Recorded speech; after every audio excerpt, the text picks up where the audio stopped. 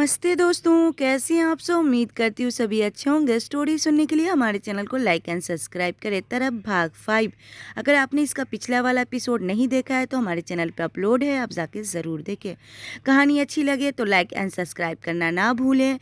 चलिए कहानी स्टार्ट करते हैं। अभी तक आप लोगों ने देखा कि तीनों के हिस्से में तरफ ही आई थी। पता नहीं तीनों की जिंदगी किस मोड़ पर लेकर जाती है तीनों को। अब आगे जिस विवेक के लिए कायरा तड़प रही है, वो विवेक तो अपनी जिंदगी में मस्त और खुश भी है। अमेरिका में विवेक का खुद का घर था और उसी घर में कल रात वो किसी लड़की के साथ था। उस लड़की के जाने के बाद वो उठता है और अपने लिए ब्लैक कॉफी बनाकर पीता है। उसके बाद वो भी तैयार होकर निकल जाता है बाहर घूमने के लिए। सबसे पहले तो वो अपने लिए कुछ कपड़े खरीदता है, क्योंकि इंडिया से तो वो जल्दी जल्दी चला आया था। उसके बाद वो कुछ खाने पीने की चीज खरीदता है। पैसे की उसे कोई चिंता नहीं थी। वो शेयर मार्केट में पैसा लगाता रहता था और इन सब की काफी समझ थी उसको। सारा सामान अपनी गाड़ी में रखकर वो वहां से चला जाता है। रात होने वाली थी और रात को रेडी होकर वो डिस्को चला जाता है। कायरा तो दूर दूर तक उसके दिल में तो क्या दिमाग में भी नहीं थी। इंडिया में सुबह होने वाली थी। पूरी रात विराट घर नहीं आया था। गरिमा ने किसी तरह वर्षा को चुप कराकर सुला दिया था। कायरा भी रोते रोते वहीं जमीन पे सो गई थी। शायद दवाइयों का असर था। सुबह होने वाली थी ये देखकर विराट उठता है और गाड़ी में से पानी की बोतल निकालकर अपना चेहरा धोता है। उसके चेहरे पे गुस्सा गुस्सा और सिर्फ गुस्सा। उसके दिल का जो कोमल कोना था, अनजाने में वर्षा ने उसे भी खत्म कर दिया था। पत्थर हो चुका था वो, एक सख्त पत्थर जिसके अंदर नफरत से इस हद तक भर गया था कि कोई सोच भी नहीं सकता। अपना चेहरा पानी से धोकर एक गहरी सांस लेकर वो गाड़ी स्टार्ट करता है और घर के लिए निकल जाता है। वो कोई और ही विराट था जो पूरी तरह बदल गया था। अमेरिका में रात का अंधेरा फैलने लगा था और विवेक डिस्को में ड्रिंक पर ड्रिंक कर रहा था, लेकिन इतनी पीने के बाद भी उसने खुद को अच्छे से संभाला हुआ था। कुछ ही देर में वो डांस फ्लोर पर एक लड़की के साथ चिपक चिपक कर नाच रहा था। उस लड़की ने भी काफी ड्रिंक की थी। वो वहीं की रहने वाली थी। बेहद छोटे कपड़े, गोल्डन बाल, अंग्रेजी गाने पे झूमती हुई वो बेहद हॉट लग रही थी। विवेक उसकी कमर में हाथ डालकर उसे अपने बिल्कुल करीब कर लेता है। दोनों में जरा भी फासला नहीं था। वो लड़की भी विवेक की किसी बात का विरोध नहीं कर रही थी। विवेक उसे अपने और करीब करता ही जा रहा था। अगले ही पल वो लड़की विवेक के गले में अपनी बाहों डालकर उसे और भी करीब हो जाती है। विवेक उसकी कमर पर दोनों हाथ कसते हुए मन में चलो रात का जुगाड़ तो हो गया, वो अपनी शैतानी हंसी फेस पर लाते हुए सोचता है। ये सोचता हुआ वो उसकी गर्दन पर किस करने लगता है। इंडिया में विराट बहुत तेजी से गाड़ी चलाकर अपने घर पहुंचता है। वो जोर से गाड़ी को ब्रेक मारता है। उसके दादाजी भूपेंद्र भी जगे हुए थे, या यूं कहे कि वो सारी रात सोई नहीं थे। गाड़ी की आवाज सुनकर वो अपनी खिड़की से बाहर झांकते हैं तो उन्हें बेहद गुस्से में अंदर चला आ रहा विराट नजर आता है, जो कि सीधा अपने कमरे में जा रहा था। भूपेंद्र, पता नहीं विराट का गुस्सा कब कम होगा, कब वो शांति से बैठकर मेरी बात सुनेगा, पर मैं उस बच्ची के साथ कुछ गलत नहीं होने दूंगा। उसके लिए मुझे जो चाहे करना पड़े। ये सोचते हुए वो अपनी अलमारी से कुछ कागज निकालते हैं।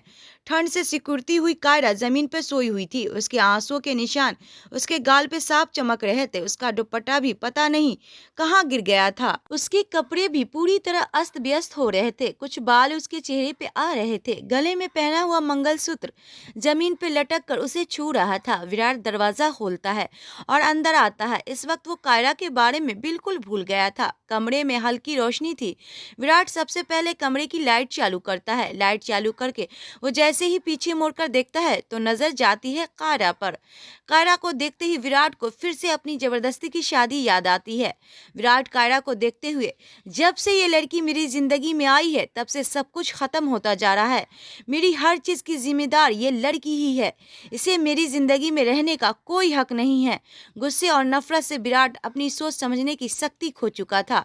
एक बार फिर कायरा के प्रति उसका मन नफरत से भर जाता है और वो अपना चेहरा फेर लेता है, पर अगले ही पल उसकी नजर कायरा के अस्त व्यस्त हुए कपड़े पे जाती है। वो उस पर से अपनी नज़र हटाता है और बिस्तर पे रखा कंबल उसके ऊपर फेंक देता है और खुद अपने स्टडी रूम में चला जाता है, जिसका रास्ता कमरे में से ही था।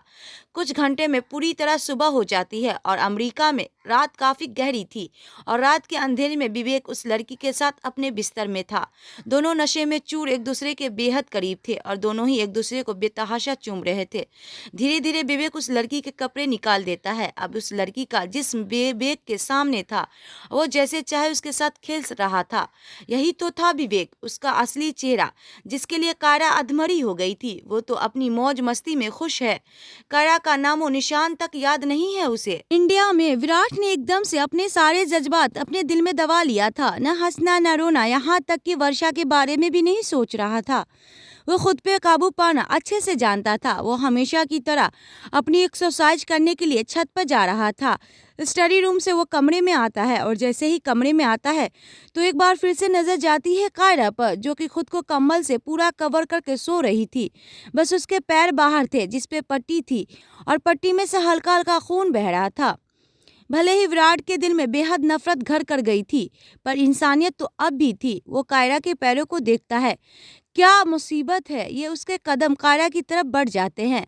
ए लड़की सुनो, कहता हुआ जब उसका चेहरा देखता है तो एक पल के लिए उसकी नजरें ठहर जाती है कायरा के चेहरे पर।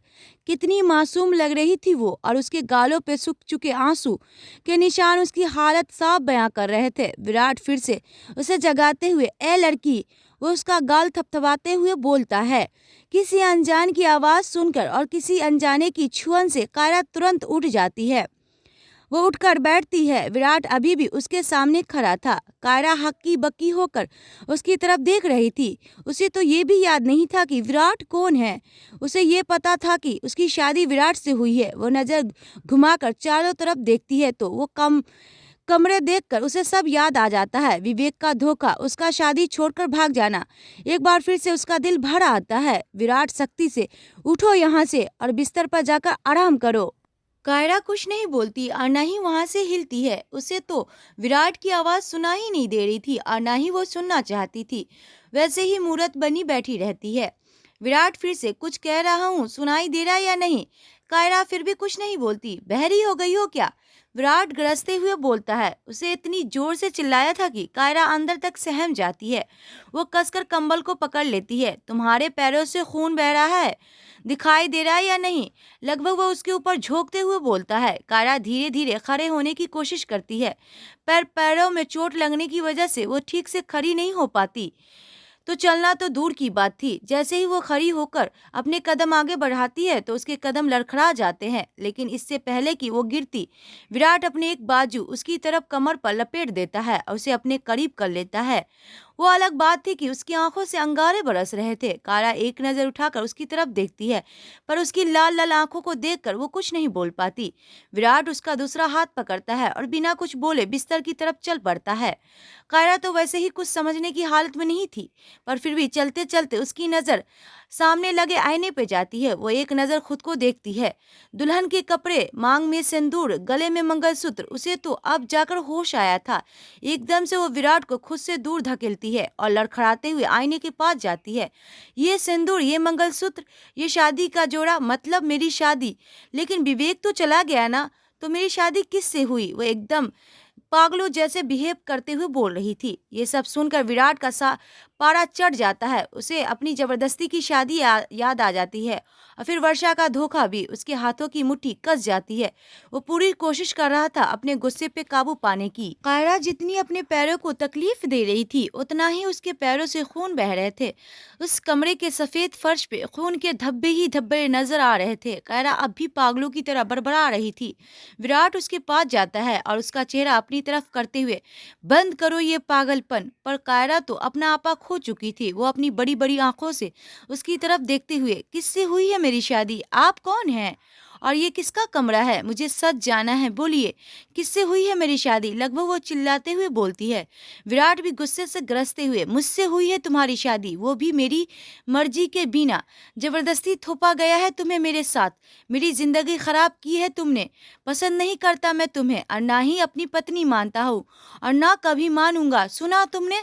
जब से मेरी लाइफ में आई हो तब से बर्बाद हो रहा हूँ मैं, हर पल हर लम्हा सब कुछ खराब कर दिया है तुमने। वो गुस्से से उसकी बाजू पर अपनी पकड़ कसते हुए बोल रहा था, और कायरा अपनी आंसू भरी आंखों से उसकी तरफ देख रही थी। विराट का बोला एक एक शब्द उसके हथौड़े की तरह उसके दिल और दिमाग पर चोट कर रहा था। उसकी आंखों से आंसू ढुलक कर उसके गालों पे आ जाते हैं, जिन्हें देखकर विराट होश में आता है। उसे एहसास होता है कि उसने अपना सारा गुस्सा कायरा पर निकाल दिया है। वो उसकी बाजू को तरफ देखता है जिसे अभी तक उसने कसकर पकड़ा हुआ था, और कायरा की गोरी बाजू लाल हो गई थी। वो तुरंत उसकी बाजू छोड़ता है और अपना चेहरा दूसरी तरफ करके दोनों हाथों की उंगलियों को अपने बालों में फंसा लेता है, जैसे वो खुद पे काबू पा रहा हो। कायरा किसी मूर्त की तरह धम से बिस्तर पर बैठ जाती है। उसके घरवाले ने सब जानते हुए भी उसकी शादी किसी और से कर दी। ये भी उसके लिए किसी धोखे से कम नहीं था। ये नहीं हो सकता, मेरी शादी आपसे, वो बड़बड़ाने लगती है। विराट एक नज़र उस पर डालता है और फिर उसे नज़रअंदाज करते हुए कमरे से बाहर जाने लगता है। जैसे ही वो कमरे का दरवाज़ा खुलता है तो सामने उस्मा और भूपेंद्र खड़े थे। डॉक्टर शालिनी, कायरा कैसी है अब? विराट विराट बेरुखी से, मुझे नहीं पता, आप खुद देख लीजिए।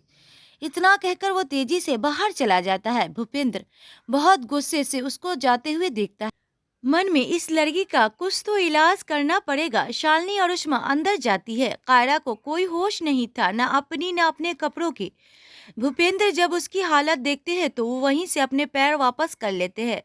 उसने कायरा की हालत देखी नहीं जा रही थी। उस्मा एकदम से जाकर कायरा को अपने सीने से लगा लेती है और उसको शांत करने लगती है।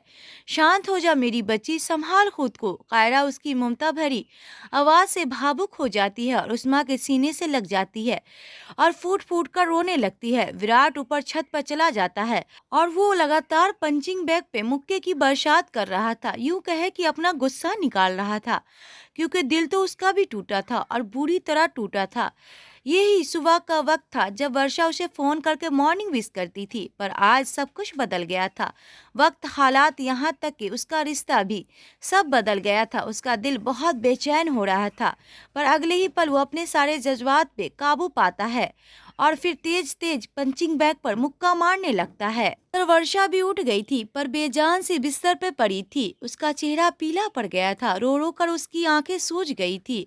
उसका फोन उसके हाथ में था, उसमें वो अपनी और विराट की फोटो देख रही थी। दिल रो रहा था उसका। सबसे बड़ी चोट तो वक्त ने उसे दी थी, इतनी बड़ी बीमारी जिसे वो चाहकर भी विराट को नहीं बता सकती थी। फिर विराट की नफरत, फिर अकेलापन, उसे तो सब अकेले ही झेलना था।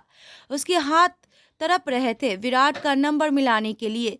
कितनी बार वो फोन ओपन करती है, विराट का नंबर देखती है, उंगलियां फोन को टच करने के लिए बेकाबू थे, पर फिर उसने भी अपने सारे जज्बात, सारा दर्द अपने अंदर ही समेट लिया था। उसने अपनी और विराट की तस्वीर को जी भर कर देखा और फिर एक एक करके वो सारी तस्वीर डिलीट कर देती है और एक बार फिर उसके आंसू तकियों से भीग जाते हैं। दूसरी तरफ उष्मा बड़ी मुश्किल से कायरा को शांत कराती है। शालिनी के साथ मिलकर उसको नहलाती है और उसके कपड़े बदलती है और उसके बिखरे बालों को सही करती है। हल्के गुलाबी रंग का सिंपल सूट, मांग में सिंदूर, गले में मंगलसूत्र और हाथ में चूड़ा, ये सब करते हुए कायरा को कोई होश नहीं था। एक बेजान गुड़िया की तरह हो गई थी वो, यहाँ तक कि रो रो कर उसकी आंखें भी खाली हो गई थी। बस किसी मूर्त की तरह वो बिस्तर से टेक लगाकर बैठी, बस एक टक जमीन को घूरे जा रही थी। शालिनी ने उसके पैरों के जख्मों को साफ किया, उन पर दवाई लगाई और फिर उस पट्टी की। पर मजाल है कि कायरा ने उफ तक भी किया हो। जो दर्द उसके दिल में हो रहा था, उसके दर्द के सामने तो ये कुछ भी नहीं था। शालिनी उस्मा को एक साइड में ले जाती है। उस्मा घबराते हुए, क्या बात है शालिनी, तुम इतनी परेशान क्यों लग रही हो? शालिनी, परेशानी वाली तो बात है उस्मा, इस बात का तो डर था मुझे कि कायरा डिप्रेशन में न चली जाए, और वही बात हो रहा है। वो धीरे धीरे डिप्रेशन का शिकार हो रही है। उस्मा लगभग शालिनी की मिन्नत करते हुए, तू कुछ कर ना शालिनी, इस बच्ची को ठीक कर, मैं नहीं देख सकती इसको ऐसे, मुझे तो वही हंसती खेलती पहले वाली कायरा चाहिए, प्लीज कुछ कर। रोते हुए बोलती है। शालिनी उसको शांत करवाते हुए, मैं चाहती हूँ कि कायरा ठीक हो जाए, पर सब कुछ मेरे हाथ में नहीं है। मैं सिर्फ दवाइयाँ दे सकती हूँ, पर पूरी तरह सही होने की हिम्मत कायरा को खुद करनी होगी। सब भूल कर आगे बढ़ने का फैसला उसे खुद करना होगा। देख, उसे वो कायरा की तरफ देखने का इशारा करते हुए बोलती है। उस्मा कायरा की तरफ देखती है, जो कि अभी भी एकटक जमीन को घूर रही थी। शालिनी, ये देख रही है तू? हंसना तो दूर की बात है, वो तो एक लफ्ज बोल भी नहीं रही है और ना ही किसी चीज की तरफ देख रही है। एक जिंदा लाश के सिवा कुछ नहीं है वो इस वक्त, और इसमें जान डालनी होगी हम सबको। अपने प्यार से, अपनेपन से विवेक का नामो निशान मिटाना होगा इसके दिलो और दिमाग से। एक पति होने के नाते अगर विराट ये सब करता तो कायरा बहुत जल्दी ठीक हो सकती थी, पर विराट तो अभी भी कुछ सुनने की हालत में नहीं है। अब जो करना है तुझे ही करना है, और बाकी अगर कायरा भी अपनी तरफ से कोशिश करे तो दिन बेदिन उसकी हालत बिगड़ती जाएगी। अब उसके साथ बात कर, उसे खिला पिला, और अगर वो रोए तो उसे रोने दे, मन हल्का हो जाएगा उसका। अब मैं चलती हूँ, शाम हो गई है। ऐसा कहकर शालिनी चली जाती है। उस्मा कायरा की तरफ देखती है, जो कि अभी बस जमीन को ही घूरे जा रही थी। कोई भाव नहीं था उसके चेहरे पर। उसके दिमाग में सैकड़ों विचार चल रहे थे। पहले विवेक का धोखा और दूसरा विराट की बातें।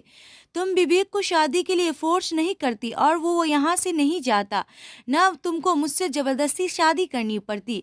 अब तो कायरा भी खुद को दोषी मानने लगी थी। इतने में उस्मा उसके पास जाती है और प्यार से उसके सर पर हाथ फेरते हुए, कुछ मत सोच कायरा बेटा, विवेक तेरे लायक ही नहीं था, भूल जा उसे। मैं ये नहीं कह रही कि तू खुशी खुशी इस शादी को अपना ले, नहीं, वक्त लगेगा बेटा, पर सब ठीक हो जाएगा। तो जिस चीज में खुशी मिलती है तू वही कर बेटा। खुद को यूं बर्बाद मत कर, वो भी उसके लिए जिसने तेरे बारे में जरा भी नहीं सोचा। वो बेहद अपनेपन से कायरा को समझा रही थी। कायरा के कान में तो उसकी बातें पहुंच रही थी, पर दिमाग में नहीं, क्योंकि दिमाग तो अभी तक सदमे से बाहर नहीं आया था। कायरा एक बार फिर उसकी तरफ देख भी नहीं रही थी और न उसकी तरफ किसी बात का जवाब देती है। उस्मा, मैं तेरे लिए कुछ खाने को लेकर आती हूँ, ये कहकर वो वहां से चली जाती है। विराट अभी तक ऊपर एक्सरसाइज कर रहा था, तभी उसके ऑफिस से फोन आता है कि एक जरूरी मीटिंग है। विराट काफी हद तक खुद को शांत कर रहा था। वो ऑफिस के लिए रेडी होने के लिए अपने कमरे की तरफ बढ़ जाता है। कायरा वैसे ही बेसुध सी बिस्तर पर बैठी थी। विराट दरवाजा खोलता है और अंदर आता है। सीधी नजर जाती है कायरा पर, जबकि कायरा को कोई मतलब नहीं था कौन आया कौन नहीं, किसने दरवाजा खोला, उसे कोई मतलब नहीं था। वो वहां होकर भी वहां नहीं थी। विराट उसकी तरफ देखता है और बेहद नफरत से अपना चेहरा फेर लेता है और अलमारी से अपना कपड़ा निकाल कर वॉशरूम में चला जाता है। थोड़ी देर बाद उस्मा उसके लिए जूस और कुछ फल लेकर आती है और उसके पास बैठते हुए, लो बेटा कुछ खा लो। लेकिन इस बार भी कायरा की तरफ से कोई हलचल नहीं होता। उस्मा फिर से, कायरा बच्चे थोड़ा तो खा ले। तभी भूपेंद्र भी वहां पहुंच जाते हैं। वो भी बहुत प्यार से कायरा को समझाते हुए, कायरा बेटा ऐसे कैसे चलेगा और ज़्यादा तबीयत खराब हो जाएगी, ऐसे तो कम से कम तुम जूस तो पी लो। कायरा बच्चे एक बार फिर उसकी तरफ देखती है, फिर वापस अपनी नज़रें झुका लेती है। तभी विराट नहा कर बाहर आता है। वो एक नज़र तीनों को देखता है और फिर तीनों को नज़रअंदाज करते हुए अपना काम करने लगता है। उस्मा को शालिनी की बात याद आ जाती है कि अगर विराट कायरा की केयर करे तो वो जल्दी ठीक हो सकती है। वो एक बार फिर कोशिश करते हुए, विराट देखना जरा भी ये कायरा कुछ खा नहीं रही। विराट खींचते हुए, तो मैं क्या करूं, आपकी सिरदर्दी है, आप लोग जाने। इतना कहकर वो ऑफिस के बैग लेकर वहां से निकल जाता है। कायरा के कान में भी उसकी आवाज़ पड़ती है, खास करके उसका सिर दर्द कहना। विराट को नहीं पता था कि कायरा बेहद कोमल दिल की है। गुस्से में बोली विराट की कड़वी बातें उसके दिल पर गहरे घाव कर रहे हैं। उस्मा भूपेंद्र की तरफ देखती है, जैसे कह रही हो, आप कुछ कीजिए ना बाबूजी। भूपेंद्र को विराट पर बहुत गुस्सा आ रहा था। वो उस्मा के हाथ से जूस का गिलास लेते हुए और लगभग कायरा के होठों से लगाते हुए, आपने दादाजी के हाथों से तो पिएगी ना मेरी बच्ची, कितने प्यार से बोला था भूपेंद्र ने। कायरा कुछ नहीं बोलती, हाँ, पर वो 2 घूंट जूस की पी लेती है। ये देखकर उस्मा को थोड़ी तसल्ली होती है। वर्षा का कहीं भी दिल नहीं लग रहा था, पर वो कर भी क्या सकती थी। चाहकर भी वो विराट को सच नहीं बता सकती थी और ना उसके पास जा सकती थी। उसे तो सब अकेले ही सहना था। गरिमा उसके लिए नाश्ता लेकर कमरे में आती है। वर्षा, चल जल्दी से कुछ खा ले, फिर तुझे दवाई भी लेनी है। वो नाश्ते की प्लेट वर्षा के सामने रखते हुए बोलती है। वर्षा नाश्ते की प्लेट की तरफ देखती है। एक गिलास दूध और कटे हुए सेब। उसे कुछ याद आ जाते हैं। फ्लैशबैक में जाती है। विराट, तुम्हारी तबीयत ठीक नहीं है, फिर भी तुम चाट खा रही हो। वर्षा, इधर दो। वो उसके हाथ से चाट की प्लेट खींचते हुए बोलता है। वर्षा छोटी बच्ची की तरह जिद करते हुए, विराट प्लीज ना, मैं दवाई खाकर बोर हो गई हूँ, मेरा चटपटा खाने का बहुत दिल कर रहा है, प्लीज आज खाने दो ना। विराट, बिल्कुल नहीं, तुम वही खाओगी जो मैं तुम्हें खिलाऊंगा। वर्षा मुंह बनाकर एक तरफ बैठ जाती है। कुछ ही देर में विराट उसके लिए दूध और सेब लेकर आता है। चलो फटाफट से खाओ, बस कल तक तुम बिल्कुल ठीक हो जाओगी। नाश्ता देखते ही, छी, मुझे नहीं खाना इतना बोर्डिंग सा नाश्ता। विराट एक सेब का टुकड़ा उसके होठ से लगाते हुए, मेरे हाथों से तो खाओगी ना, तो ये सेब भी 56 भोग जैसा ही लगेगा। वो अपना कॉलर झटकाते हुए बोलता है। उसे देखकर वर्षा खिलखिलाकर हंस पड़ती है। अभी वर्षा को ये सब याद आ रहा था। ये सोचते हुए उसके होठों पे मुस्कान आ जाती है, पर अगले ही पल वो अपना चेहरा अपने हाथों में भरकर फवक कर रोने लगती है। मेरे ही साथ क्यों हुआ गरिमा, ऐसा क्यों मेरे साथ हुआ, कैसे रहूंगी मैं विराट के बिना। वो बहुत ज्यादा रोते हुए बोलती है। उसकी हालत देखकर गरिमा को भी रोना आ जाता है, पर वो खुद को संभालती है और फिर वर्षा को संभालते हुए, खुद को संभाल वर्षा, ऐसे कैसे चलेगा। वर्षा, मैं कोशिश कर रही हूँ पर मुझसे नहीं हो पा रहा, बहुत तकलीफ हो रही है, बहुत ज्यादा। वो गरिमा से लिपट कर रोने लगती है। गरिमा उसकी पीठ से हिलाकर उसे शांत करने लगती है। दूसरी तरफ विराट ऑफिस पहुंच गया था। उसका मैनेजर अनुज उसका वेट कर रहा था। विराट ऑफिस के अंदर जाता है। रोज के मुकाबले आज उसका मूड कुछ ज्यादा ही खराब था। ये हर कोई देख पा रहा था। सबको समझ आ गया था कि आज सबकी सामत आनी है। खैर, विराट अपने कैबिन में जाता है और खुद को इस तरह काम में उलझा देता है ताकि वर्षा का ख्याल उसे छू भी ना पाए। घर पर कायरा ने 2 घूंट जूस पिया लिया था, पर एक शब्द नहीं बोला था उसने मुंह से। उस्मा उसके पास ही बैठी थी। वो कायरा से कोई ना कोई बात कर रही थी कि किसी बात पर वो कायरा कोई रिएक्शन देगी, पर कोई फायदा नहीं। कायरा तो किसी चीज पर, किसी बात पर कोई असर नहीं हो रहा था। तभी भूपिंदर अंदर आते हुए, देखो तो सही, कायरा बिटिया से कौन मिलने आया है।